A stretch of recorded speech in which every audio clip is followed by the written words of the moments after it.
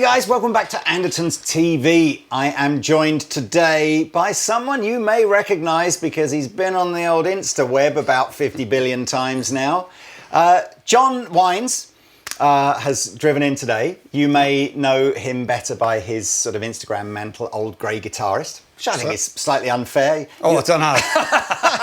Should be old grey Guitarist, I think. So we're going to hang for a little bit here. I'm hoping that John is going to give me some of his many years of guitar tuition and sort of give me some help and advice on some of my playing. But we're going to talk about gear and your life and stuff like that. But of course, I suppose we might as well start with where it all blew up and went crazy. So tell us how you went from posting clips of you learning guitar solos on Instagram to being on the largest talent show on the planet. Yeah, it's all a bit surreal, really. I mean, when I first started on, because I was posting stuff, if we go back nearly a year ago, last September, and I was posting stuff mainly to Facebook pages, you know, sort of Stratocaster pages, and do a bit of improvisation or just do an odd lesson or whatever, which was great. And, you know, I always did quite well. I always got lots of nice comments, and I thought that was great. And then one day you see this thing called TikTok. And it's like, well, that's video. Right, okay, then, fine, we'll do that then. But I didn't want the kids at school to know it was me. So because, you know, it's a young person's thing, and I thought all they're going to do is really take the rise out of me. So I thought, okay, so what do I call myself? Well, I'm old, I'm grey, I'm a guitarist. That'll do. Turns out it was actually the best thing I ever did, but I didn't know that at the time. And so I posted on that for however long, and literally last September, and I'd always done like a few lessons and just improvising, just to a backing track, whatever. So then I don't know why, I just suddenly thought, I know, I just do a set solo and see how that goes down, you know? So I did All Right Now by Free. Yeah. Love that solo, perfect solo. Did that, did like, 10 times what anything else I'd done in a few days. And I thought, okay, people like to see that then, do they? Right, okay, so what am I going to do next? So I thought, well, I'll do the Hotel California ones. There's a bit more of a story later on with that one, but never mind. And I recorded them, and I was just having me tea, and I thought, what else can I do? And I thought, well, I know, I'll do Bohemian Rhapsody. Everybody loves that. I thought, that'd be brilliant. So I finished my tea, went down, quickly recorded it, come back out, put it out. Within 2 hours, it had done 224 views, and I thought, oh, I got that wrong then. Okay, I was wrong. By the time I went to bed, it was 1,500. I woke up in the morning, life was different. Right. It had done over 200,000. And it was just like, what's going on here? I didn't really know what viral was, you know. I mean, I knew about the pandemic, that's all I did know. And you keep refreshing it, and it's like all these followers, you know, and all these views. By lunchtime, it had done 1 million. By the end of the day, it had done 3.4 million. And I'm thinking, right, and this is just you sat in your living room doing... Oh, it's just in my studio. Yeah, it's just in my studio, just doing Bohemian Rhapsody. What's it, 30 seconds long? That's it, you know. And I thought, okay, right. But the greatest thing was that I was getting messages then from people, old students, who were saying, oh, brilliant, I've seen you on my For You page. And it's like, hey, what's that then? I didn't know what a For You page was. I had no idea. And people getting in contact saying, oh, this is really cool and whatever. And then you put out other ones, and then I think I had about 3 virals in a row. And before you know it, I think it was actually 100 days. That's right, exactly 100 days. And I had 1 million followers. I don't know how that worked out. It was exactly 100 days and 1 million followers. I mean, I was posting every day. Sometimes twice a day. But you still got to have a phenomenal bit of luck, and also just that sense of something's got to hit a vein, hasn't it? It has, you know. And you've got to, you know, they say you've got to feed it all the time to get that. And then I had to slow down because, you know, it's every video is, you know, it might be only 30 seconds long, but as you well know, as soon as you hit that record button, wrong key. Just give it away. You know, but you do. It's you know. So you know, so I had to slow down a bit then. So that's how that all blew up, and then Instagram obviously did the same, and what have you. But the AGT thing was, right, so if we go back to, and I can't remember, sort of last October, where I work at the Bourne Academy, we do loads and loads of concerts there. I had this girl who's a bass player, because we teach a little bit of bass as well, and I'd never come across anyone so nervous as her. Right. Never. I mean, you get nervous kids all the time. Yeah. But she was on another level, really another level. And I said, look, you know, you won't believe me now, but you'll go out there, you'll be fine. When you come off, you'll want to go straight back out and do it again. And that subsequently happened. And I'm really glad she did it, because I really thought this might be the one that doesn't. But she said to me in a lesson one day, she said, "It's all right for you, sir.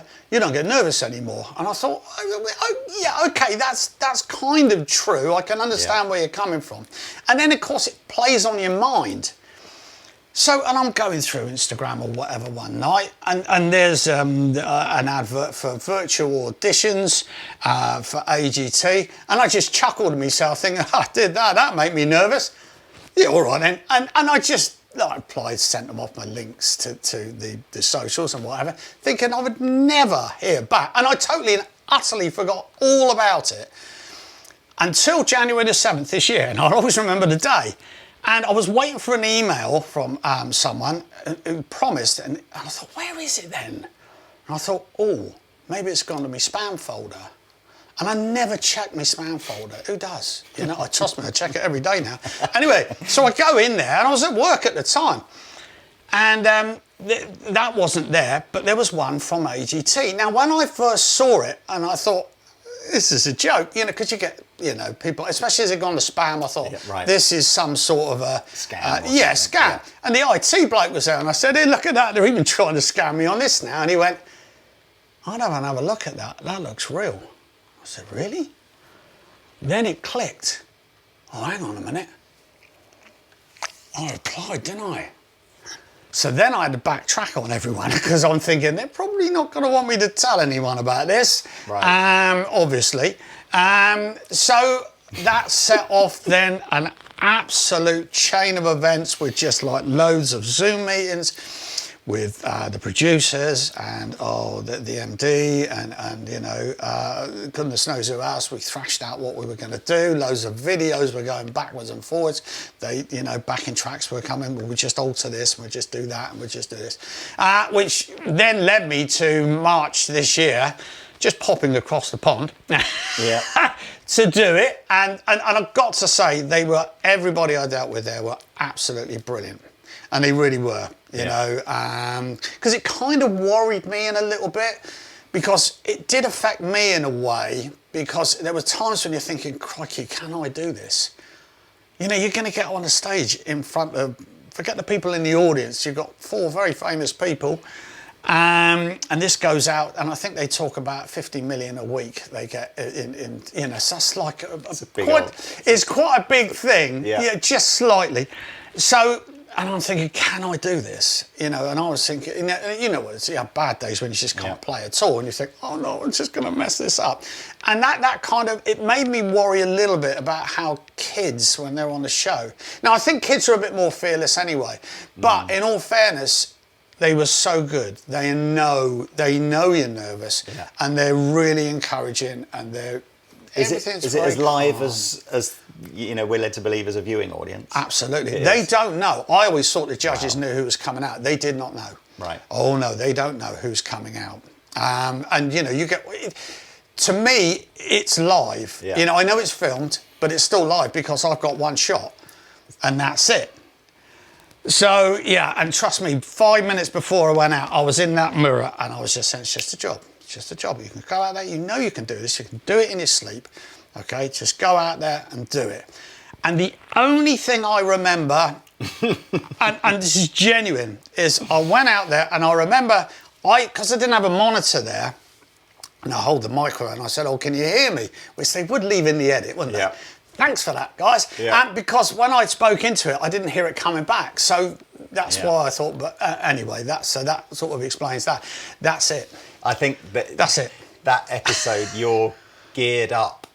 It's geared up to make you look much more of a novice, I think, Oh, than you. it was don't go out with a guitar. Yeah. Because you Yeah. go out there and you look like a mild-mannered Yeah. guy. Yeah. You know, what's this, Yeah. what's this old guy going to do then? Yeah. Do you know what I mean? And they're not expecting that. I always They're think not. the editors and producers of those types of talent shows are genius of building the story, aren't they? Of just Absolutely. So, you know, by the end of it, everyone's either in tears or going, yeah, like that. But it's so cleverly put together, that thing. And then, so where did it sort of go from there? I mean, because obviously you got a great reception. All the judges loved the performance. I was not expecting that, and that's genuine. You know, I mean, when I finished, it was just like a rabbit in the headlights. You know, they're all stood up, and I'm thinking, and I genuinely was expecting, you know, I'm just going to make a noise, and then Simon Cowell's hardly going to like a lot of rock guitar, is he? Yeah. Turns out he loved it, and you know, and they were, I was just absolutely shocked. You know, and then you've got on top of that the sheer relief that it's over. Yeah. Because Yeah. it's just like months of work, and it was January to the end of March. So you know, and it was great though. It was the greatest experience of my life, and it genuinely was, because we met some amazing people. Not only the crew and some of the producers and what have you, but other contestants. You know. So this might sound weird. Obviously, as you know, you didn't obviously win the whole series finale. Well, no, it's still going on. So you might. Oh, I am literally waiting there as an announcement next week. Right. So I am. So you might win. Well, I'm in the frame. Is there anything here that we're not allowed to say when this video goes out? Plenty. No, I'm literally. The announcement goes out next week.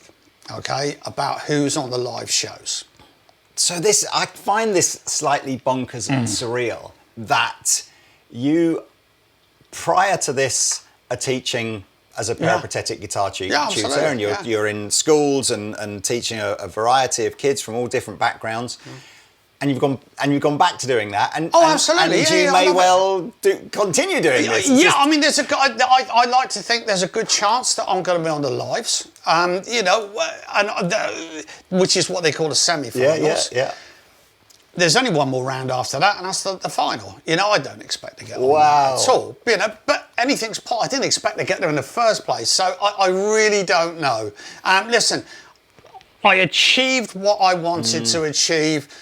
And I did it because, you know, a girl said to me, you don't get nervous anymore. Trust me, she thought she was nervous. Nothing compared to that. This was DEFCON 55. I know obviously you won't be able to say what it is, but have you chosen what song you're going to do? No, because you have to go through that with them. Because it's a there's collaborative. not everything, you know, you can't do anything you want.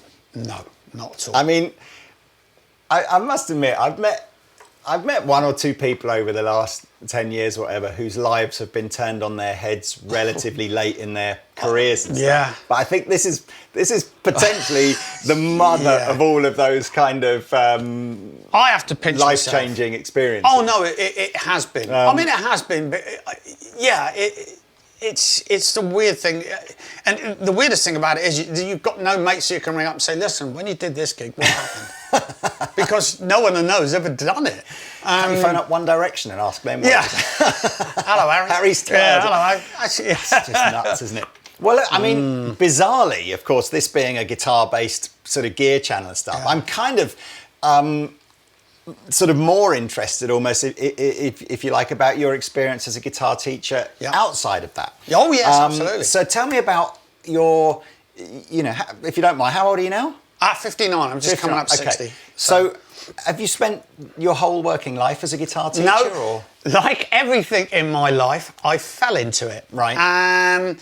I used to, I'm an electrician by trade. I used to work for my dad. Can you do the electrics here?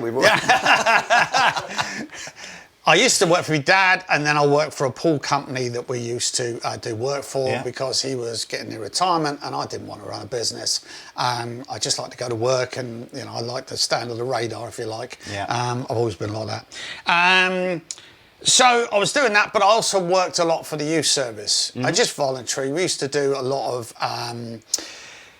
weekend events we used to call it Rock Lab, and basically what we do is 50, 60 kids would come in. Some would be in bands, others would be just come on their own, but we put them in bands, then we tutor them, all right? And we have to bring in other tutors as well, and obviously being on the circuit, you know a lot of teachers and you know a lot of musicians.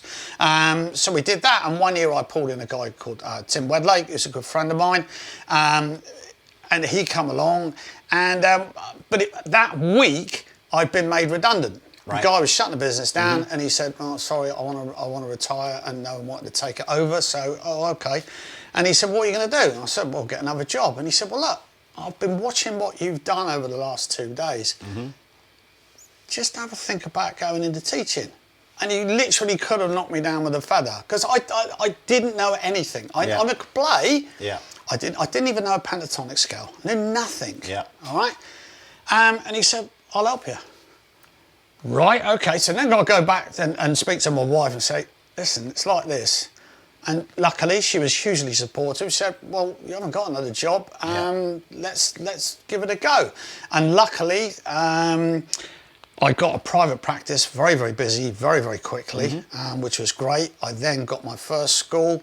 I used to work for the youth service again, then we did a lot of group lessons.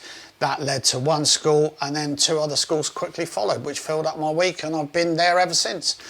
That's about 20 years ago. You've got, I think, that essential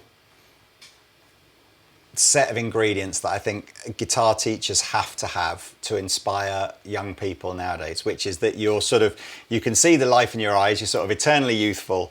You've absolutely understood that teaching young people to learn to play the guitar is about finding what is it that gets that hook, gets that, hook. Yeah, well, thank you. Yeah. You can tell that even just, talking to you for half an hour.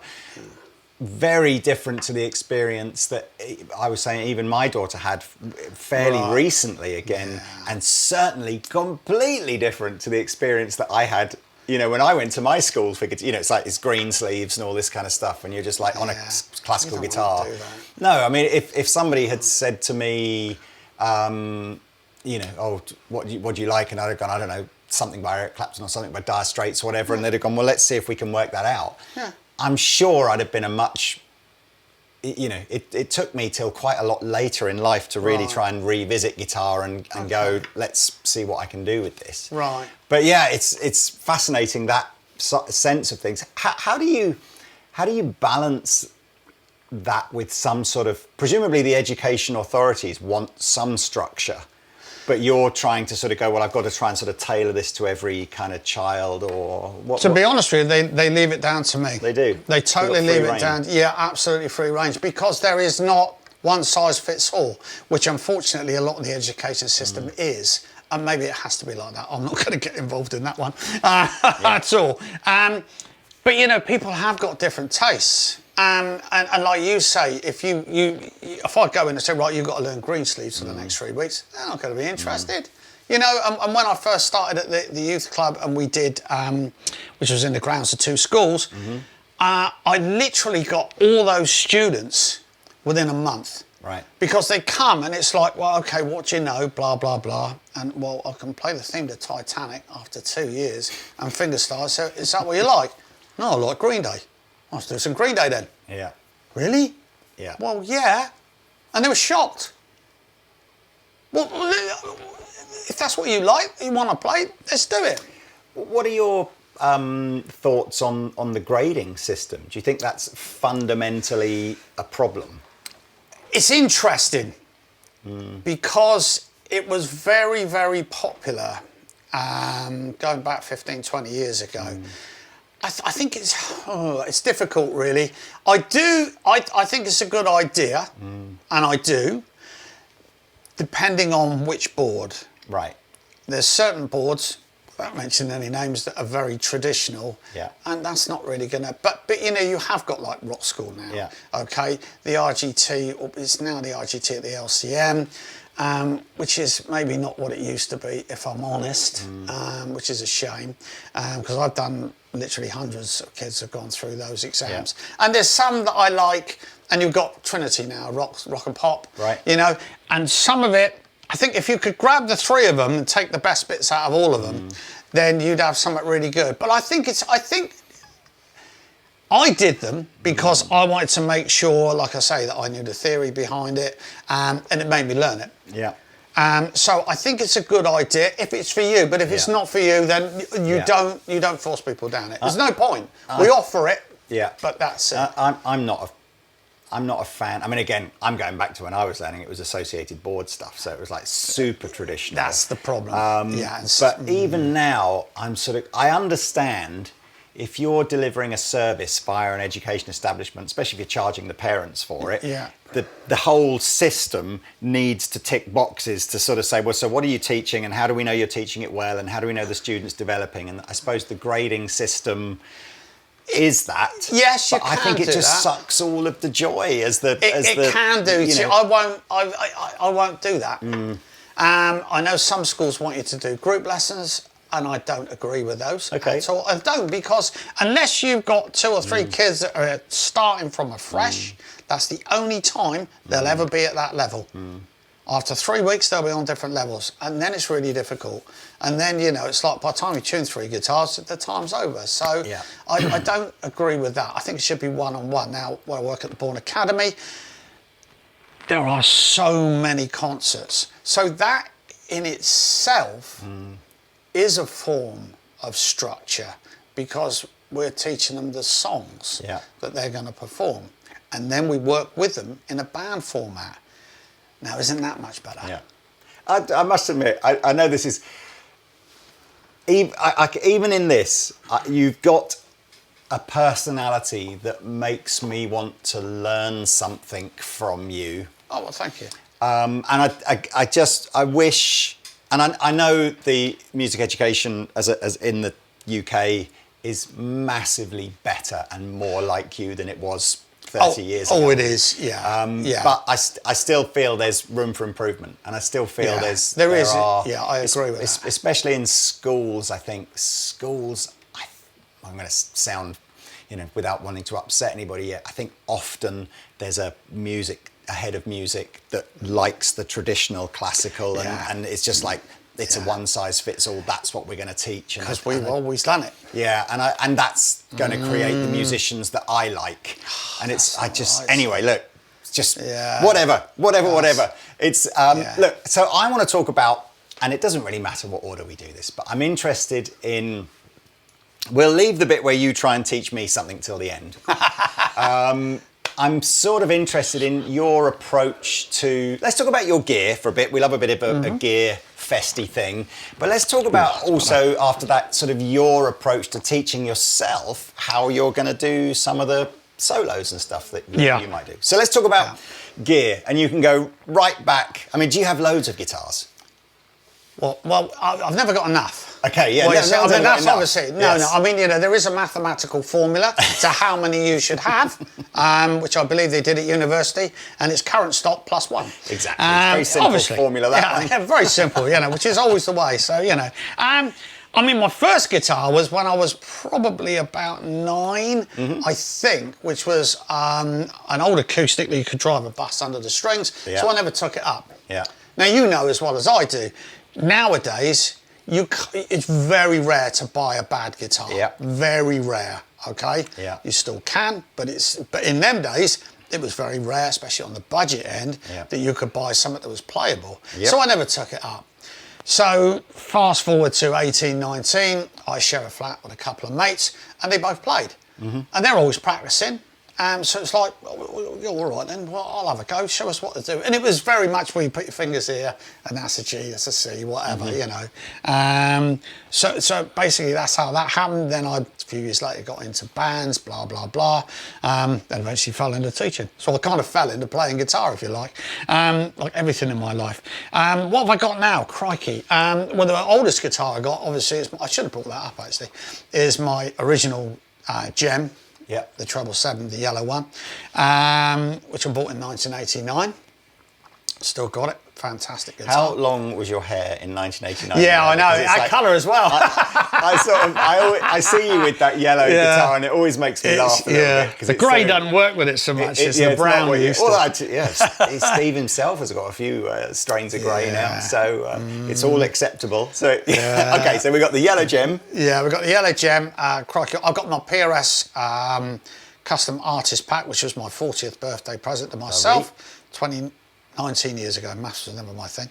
What else have I got? I got my Strat Plus, which I bought for teaching. Yeah. Because you need a guitar that's going to get beat up. Yeah. Or naturally relics, whichever way you want to call it. What else have I got? I got my gold Mexican FSR, the Vegas Gold. I always wanted one of those because of Bonamassa, Joe Bonamassa. Yeah. And Joe keeps popping up in my life. There's been some really weird coincidences regarding him. You wouldn't believe it. What else have I got? I got a Court, which I've only just, they gave me that for a job, which was very good. Yeah, actually, I like that. Another very, one. very. Court is the factory that makes all the PRS. Yeah, In fact, they make really good. Dozens of brands of guitars. Yeah, so, and I was very impressed with that. Very impressed with that. Crikey, what else have I got? Oh, I got my Mexican Telly. Yeah. Which, although I had to do a bit of work on, because that's when you buy American, that's what you're paying for, is that extra finishing. But it sounds much better than an old deluxe one I had years ago. It's great. That neck pickup on it sounds more like a Strat than a Strat. I got a Taylor acoustic. I've got a bass. I don't think I haven't got that much more. No Les Pauls? No, I have had a couple. Yeah. In my time. Bad back. Oh, yes. But the PRS took over from that. Yeah. Which gave me then the playability of my Fenders, but the sound of which is what Paul Reed-Smith wanted to do. Yeah. And he got it right. Yeah. He did get it right. Fabulous guitar. I was quite surprised just prior to rolling. I think we were trying to set you up a little pedal board, and I completely assumed that in your studio you'd just be plugging into a plug-in or a little multi-effects unit. No. But you're old school. You're a man of the people. We like. Well, I am. I am. But that's what I think I'm going to come back tomorrow. And I want to have a look at this digital stuff because there's things happening now. Yeah. Oh dear. We'll see if we can talk you out of that. No, I'm joking. Yeah, well, the trouble is that from what I'm being told, get a band together quick, cash in on the sort of, the AGT and the internet thing. But I wanted to play live again anyway and do the sort of function thing. But if you've got to fly out to those gigs, you can't take, You are. And, I'm am a Valve intentionally purist. sort of poking fun, but I'm with you. 100% now.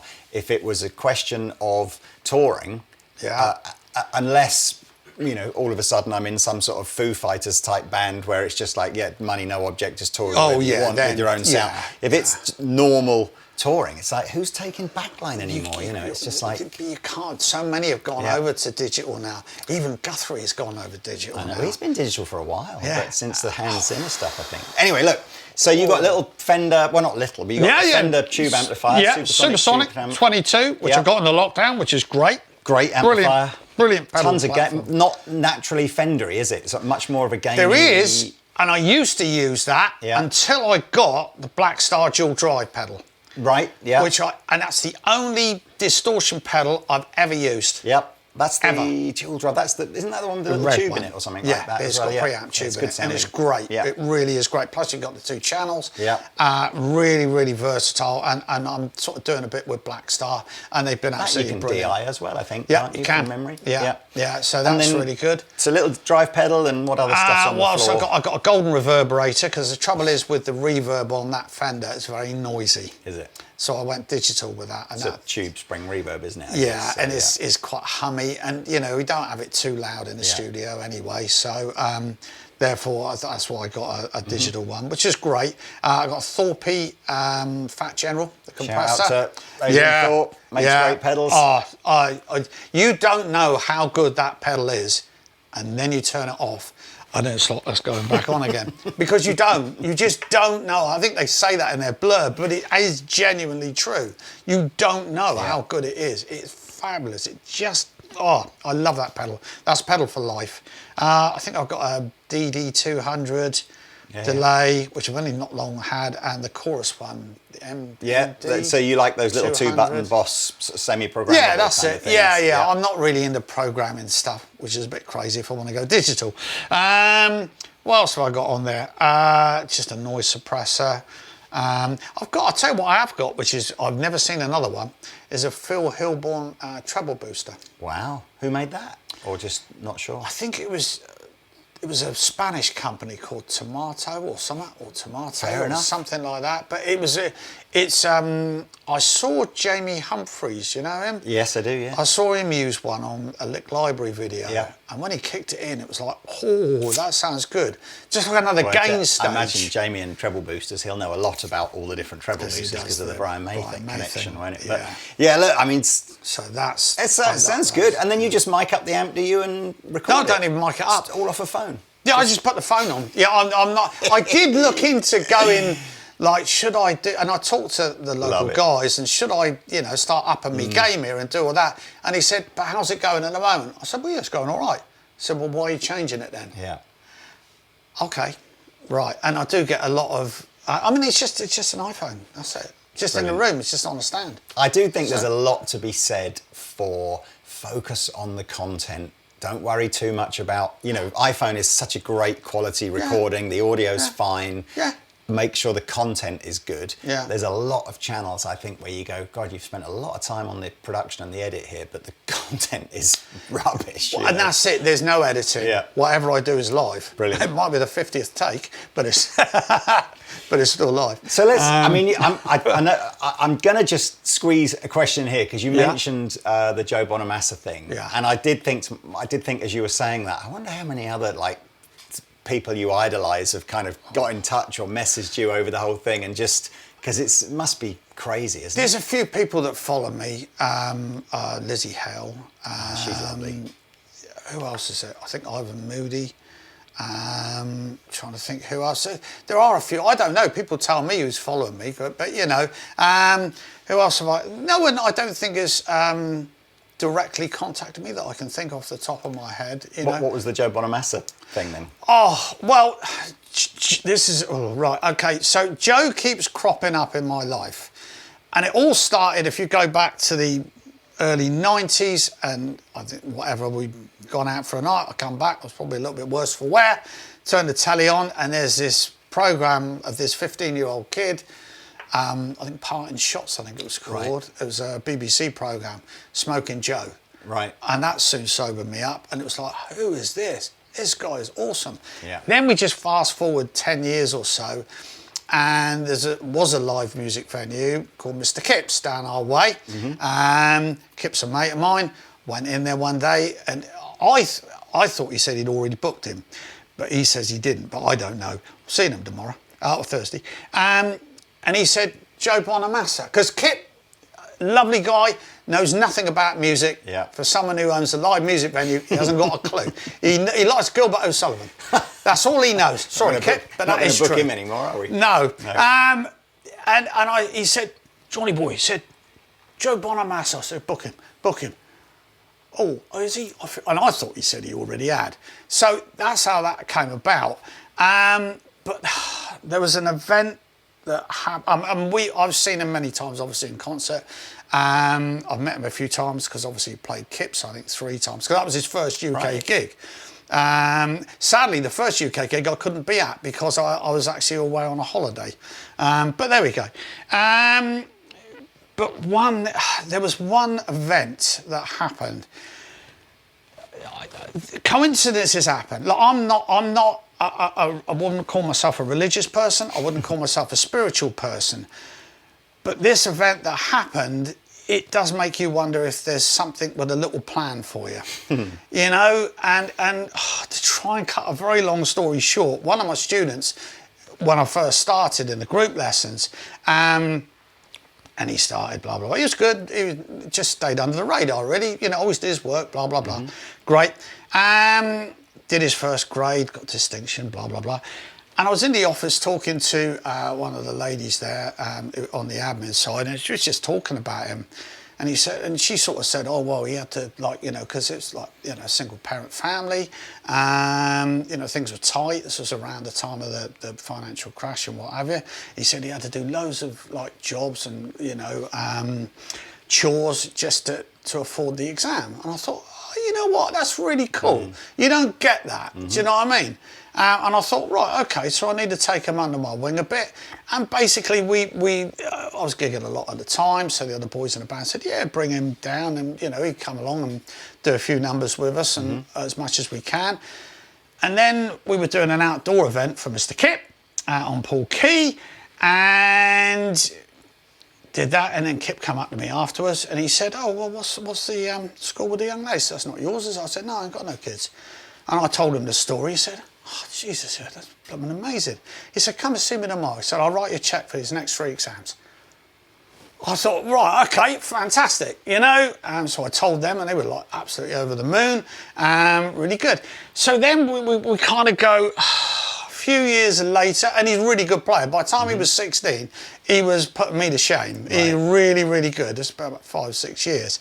And Planet Rock were doing a competition where Joe was doing a gig at the Gibson Studios in London, 350, 175 pairs of tickets, you know. So what they did was they put it out to Planet Rock listeners, and we phoned in every day, you know, blah, blah, blah. If you win, we both go together. Yeah. We didn't win, okay? So, all right, never mind, didn't expect to anyway.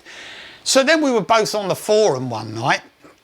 Well, you know, Joe's forum was quite big then, and there was this guy there who bought a pair of tickets off of a winner who couldn't go for whatever reason.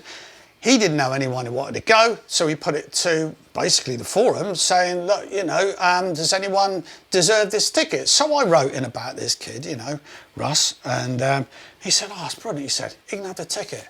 I thought, great. Then I thought, hang on a minute, who is this bloke? I don't know him, do I? Oh, heck, right, okay. And Russ is 16, so, but he's still 16.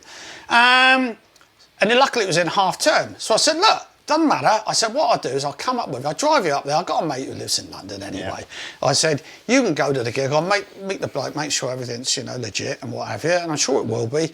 And you can enjoy the gig. So, yeah, all right, fair enough. So we decided to do that. Anyway, he rang me a couple of days later. He said, Guitarist magazine are doing a competition where you can meet and greet Joe in the afternoon, 3 winners, and you can ask them questions. And he said, go on, enter it. I said, oh, yeah, all right then, okay, I'm not going to win that, am I? Blah, blah, blah, set it off. Then I get a phone call from Mick Taylor. Hello, this is Mick Taylor from Guitarist magazine. And I was starting to think, a lot of coincidences happening here. Like, anyway, you've won, you know, can you come up? And I said, you're not going to believe this, but told him the story about how my student had got this other ticket. And he said, well, look, I know the manager really well. I can probably get you into the gig at night, but he can't come into the meet and greet. I said, well, that's all right, that's cool, it's not a problem. So, all right, okay, fine. So I rang up Russ, he said, you were kidding me. I said, no. So anyway, we might actually both get to the gig. And this is where it starts getting really freaky, and trust me, really freaky. If there are any mathematicians out there, I'd love to know what the odds of this are. So we're driving up there, and he plays in a covers band. Some of the guys were really, really good, who actually we used to take out when they were younger. Our band was called Jack the Lad, and we took them out as kids, and they were like mini Jack the Lad, like mini Ant and Deck, so we did that anyway. So a couple of them were together and they were playing, but they'd been approached by this production company for management and what have you, and they were good players, all really good players, really good. So I said, okay, well, who are they? I've never heard of them, but who have they worked with? And he said, well, they've worked with like, oh, what's his name that was in Neighbours? Jason Donovan. Right. And Sandy Tom. Well, Sandy Tom did her album, that first album, literally in Ringwood, which is just up the road from us, okay, with Steve Smith. I don't know him, but lots of friends do. A great studio. So I said, well, look, when you get back, what we want to do is, she's bound to have a Facebook page or an email address. Just send her an email and say, look, hope you don't mind, but we're only young lads. What was your experience? Was it, you know, positive and what have you? He said, oh yeah, good idea, I'll do that then. So anyway, then we get to the Gibson Studios and we meet Mick. And he says, he said, "You're not going to believe this." He said, "But one of the winners can't make it. Does your lad want to go in?" And we just look at each other going, "Yeah, all right." So, fine, that's it.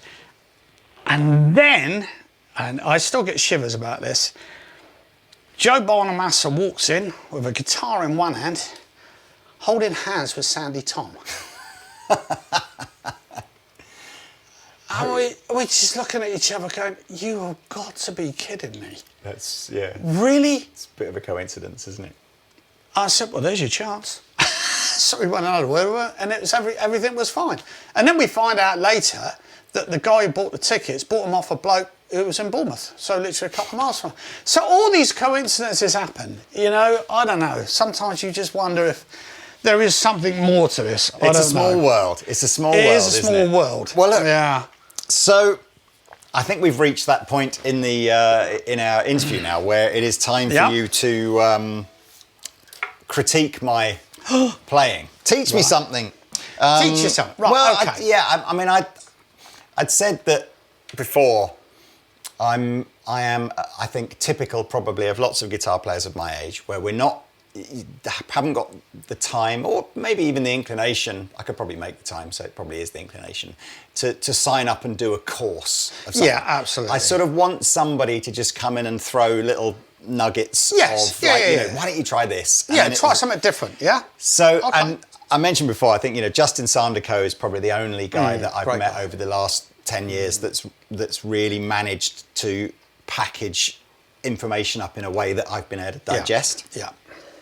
But I've sort of said the one thing I still see lots of players playing are more of those, like you saying, the three notes per string kind of. Legato. And whether it's picked or legato or whatever, but most of my playing is using pentatonic scales, major, minor, whatever. And I tend to feel comfortable kind of starting around a sort of a root note on the bottom E string and then sort of building up.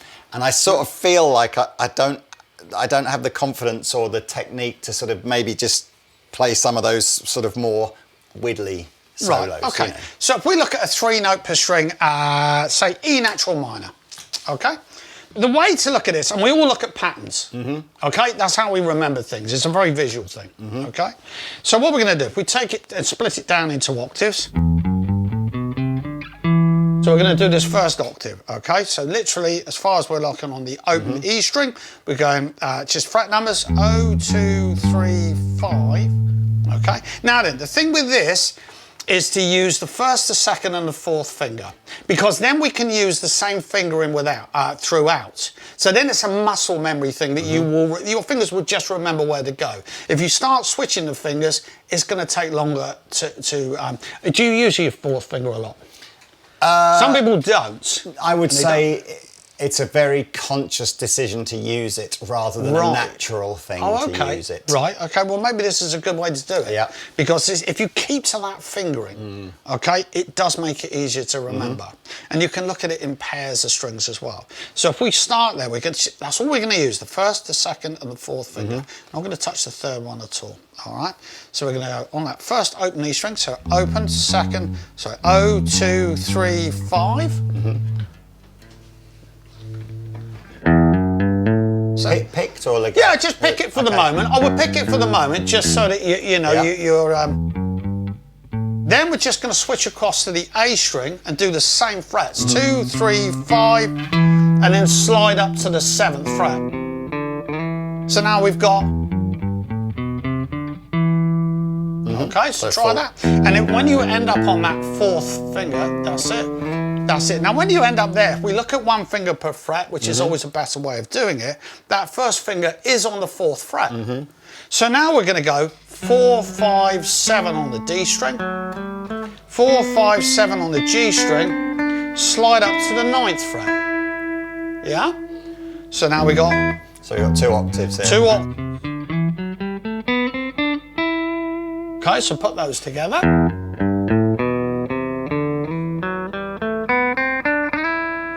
Now then, because of the B string, we have to allow a fret, so we're actually going to go to the 7th fret now, but we're going to keep the fingering the same. So 1, 2, 4 fingering, 7, 8, 10. Yeah. 7, 8, 10 on the E. and then up to the 12th fret. So there's your third octave. Yeah. Okay. So if I now, if I just play some chords in E minor. Now you don't have to start there. Start here. You know, just think about starting on any other note apart from the root note, okay? So start on any other note Than the root note. Yeah, absolutely. Okay. Get you out of your comfort zone because you said you always start on the root note. That's it, there we go. Oh.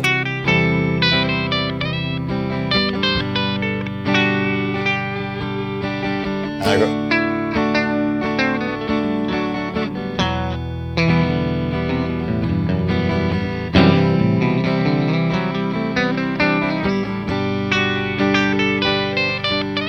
It's very that little finger and the 2 fret slide up is unnatural for me. It's not and it's quite unnatural not to use the 3rd finger. I mean, I am absolutely a 1 and 3, you know, because player. of that pentatonic. Because of the pentatonic Because of that thing. pentatonic. And even the pentatonics, I won't play. I don't play. I'll go. Right. Okay. So what I'll do now, if I play those same chords, ignore everything I've just said. Ignore everything I've just said. Okay, most people do. Okay, so try that, and let's see what you come up with.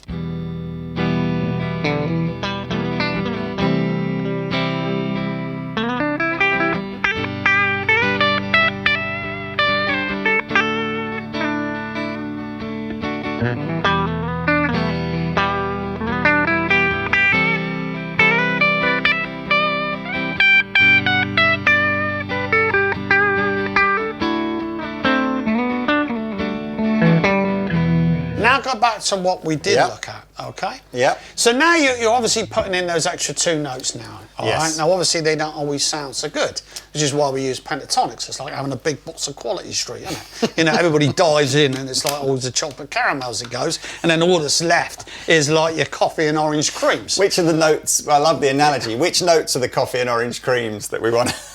Well, if you think about the E minor pentatonic, okay? So we're now putting in the F sharp, aren't we? Yes. So is that the orange coffee cream? Yeah, it could be the coffee one, okay? So what we got there?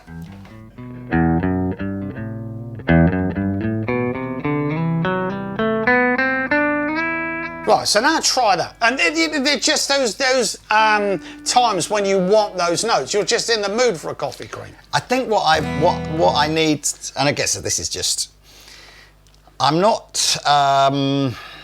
so all of those, my brain wants to start from the E root. Yeah. So it wants to either go, you know, it wants to know that I'm but now I'm on a different. Right, so because I kind of notes. All right. If you always stick within your comfort zone, you will always play what you do. It's like when we learn the 5 box patterns, you presumably know those. Yes. Right, okay. But, you know, everybody, I mean, I've seen it so many times when you've got like a maple fingerboard, it's like dirty here and it's dirty there. And you think that's just relicking. You like A minor and you forget that you've got all these other patterns. And when you see them then together, you can, and you just did, you just went between them. Yeah. Because it's just like a roadmap, isn't it? Yeah. Okay. I mean, I think that was something I knew from a relatively young age, because I didn't see guitar players playing pentatonic scale. I didn't learn from a book, so I didn't see somebody going. No. Yeah, I saw somebody. They were looking at it as a scale, but you didn't know that. Yeah, so I think you and I think that's quite important, because I think playing a solo, staying in any one position is just boring and not, you know, you do want to. Yeah, you do. And if you can go across the neck diagonally, it's a nicer thing than sticking in a box. Now, you know, when you're learning these box patterns, you have to, so that you know where they are. Yeah. And you do. So if let's fast forward, and let's say I'm now comfortable doing this sort of, where are we taking that in the sense of just as a sort of an approach to sort of, let's say, because I guess the difference is, how do you, guitar solos are not scales. As in the sense of A like scale is a toolbox. Yeah, a scale is a guitar. That's it. So how do you go from taking that basic understanding of the scale and then playing it in a style that makes a good guitar solo? All listening. Yeah. Your ear. About listening. Listen, your ear is your most important part of the process, without a question. So if I'm there, I know I got a semitone bender. So, you know, you're just hearing where those notes are. Now, obviously, you've got to know where those notes are to start with. Yeah. You know, and if I'm looking at, if I just take those middle 6 notes, I know I've got a semitone bend there, I know I've got a tone bend there. And that sense of knowing that if you're in E minor, is it? Because I said, you know, I suppose that's one of the things I remember Justin saying to me is like, you know, almost in your sleep, just try and visualize the fretboard and the notes on the fret, because you need to know where are your E's and where are your A's and all that kind of stuff. And I think we all know it is what the open it is a string good is, idea, and we maybe know what the 5th fret is because of, you know, what tuning. Yeah. But do we all know what the note on the 7th fret or the 9th fret is? And I'm sort of going, oh, not, you know, I'd have to literally work it out, you know. I think most people, and I'll show you what I do to teach people how to learn where the notes are. And this, other people probably teach it the same way. I've got no idea, I genuinely haven't. Most people will know where the notes are on the E string and the A string because of, you know, bar chords. Yeah. Okay, you've got to know where they are. You know, if you're sight reading charts or whatever, you've got to know. Okay. Now, this is always one of my bugbear for students is you've really got to know where your notes are on the E and the A string, okay? Now, when you know the E and the A, that E is thrown in for free. So if you think about it, that's 50% of the fretboard by learning 2 strings. So look at that as a positive, okay? Now then, if you tell a kid to go away, or whoever, and learn where all those notes are, right, learn them. Oh, it's a lot to learn, isn't it? 12 notes, and some of them have got 2 names. What is that? Don't even go down that rabbit hole, please. Okay, we use sharps, all right? Yeah, what's a flat? Yeah, don't worry about that, that's where you live. So what we're gonna do, the way I teach it is this. These marker dots are there for a reason. They're not there to look your guitar look pretty. They do, quite often, okay? But they're not there. Someone actually thought about this. Now, you should know your E string. You know your names of your open string. So we assume that you know that's E, and we also assume that you know that at the 12th fret it's the same because everything starts again. All right? Don't learn 12 notes. Learn 4. Okay. Just learn 4. G, A, B, C sharp.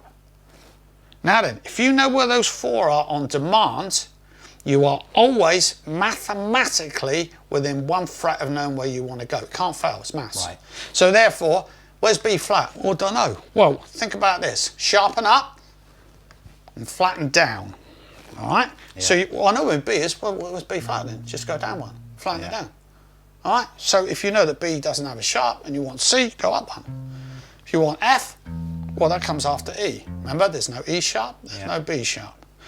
So that way, you can just learn in 4, that's it. Yeah. Don't try and learn too much. Well, if you do, it's overload.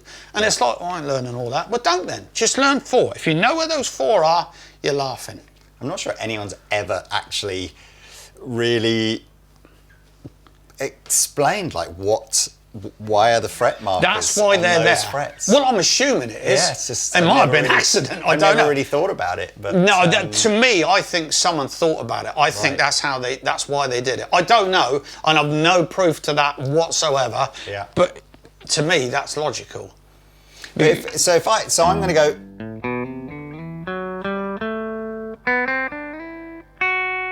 Same fingering. Oh no, same fingering. There you go. So I'm going to get that to the point where I'm reasonably fluid and. So this. Okay. So what? So then you can use, if you've got like a nice legato. Yeah.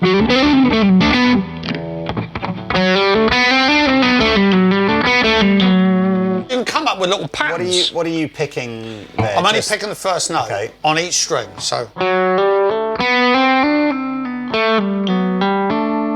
So I'm just using hammers. It's just and when you're coming down as well. So you're picking that on the way down, are you? I'm just picking whatever note I start on is the picked note.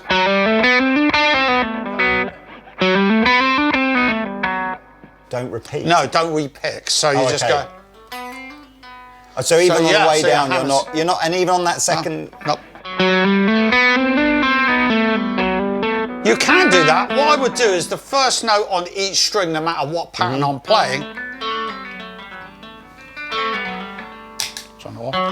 There we go. Is the note that I pick. So if I'm starting here on the 4th fret. Oh, so you're on that way down. You are sort of. I see. I just pick the first note. Whenever I change strings, that's it. Okay. There you go. Doesn't really matter whether you're down picking or up picking on. No, makes no difference on that. I mean, we've got all this economy picking nowadays, which is when you I've dabbled. So with I suppose, and you're sort of, and then you're making pairs.